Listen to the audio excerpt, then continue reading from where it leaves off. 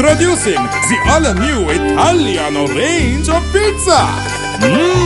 Pizza Ultimo. Pizza Hut.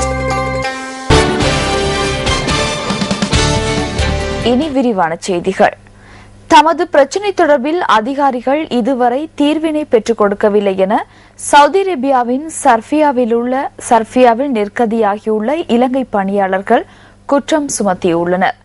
Saudi அரேபியாவின் சர்பியாவில் உள்ள விளையாட்டரங்கொன்றில் தங்கியிருந்த இலங்கை பணியாளர்கள் தற்போது ஜிதாவில் உள்ள இலங்கை தூதரகத்துக்கு அருகில் சென்றுள்ளனர்.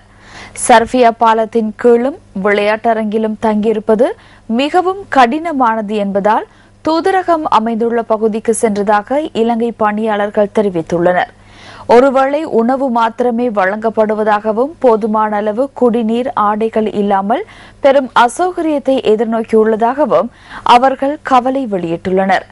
தமக்கு தொழில் வழங்கப்படுவதாக அதிகாரிகள் ஊடகங்கள் வாயிலாக கூறினாலும் எவ்வித தொழில் வாய்ப்புகளும் மீண்டும் கிடைக்கவில்லை என இலங்கை பணியாளர்கள் தெரிவித்துள்ளனர். சவுதி அரேபியாவில் தற்போது கடும் வெப்பம் நிலவி வரும் நிலையில் சுமார் 200 இலங்கை பணியாளர்கள் தற்போது ஜித்தாவில் உள்ள இலங்கை தூதரக முன்றலில் தங்கியுள்ளனர். சர்பியா பாலத்தின் கீழ் தொடர்ந்தும் சுமார் 100 இலங்கையர்கள் தங்கியுள்ளதுடன் விளையாட்டரங்கொன்றிலும் 50 பேர் வரையில் தங்கியுள்ளதாக தெரிவிக்கப்படுகிறது. உணவுக்காக செலவிடுவதற்கு கூட பணம் இல்லாத நிலையில் ஒரு சில பணியாளர்கள் இலங்கையில் உள்ள தமது உறவினர்களிடமிருந்து பணத்தை பெற்றுக் கொண்டுள்ளதாகவும் ஜிதா தூதரகம் அருகிலுள்ள இலங்கை பணியாளர்கள் தெரிவித்துள்ளனர்.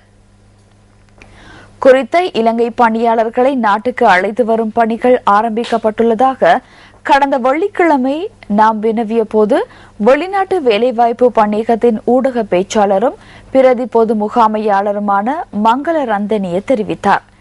எனினும் அவர்களை அழைத்து வர மேலும் ஒரு வார காலம் தேவைப்படும் என மங்கள ரந்தனிய நியூஸ் ஃபர்ஸ்டுக்கு கூறினார்.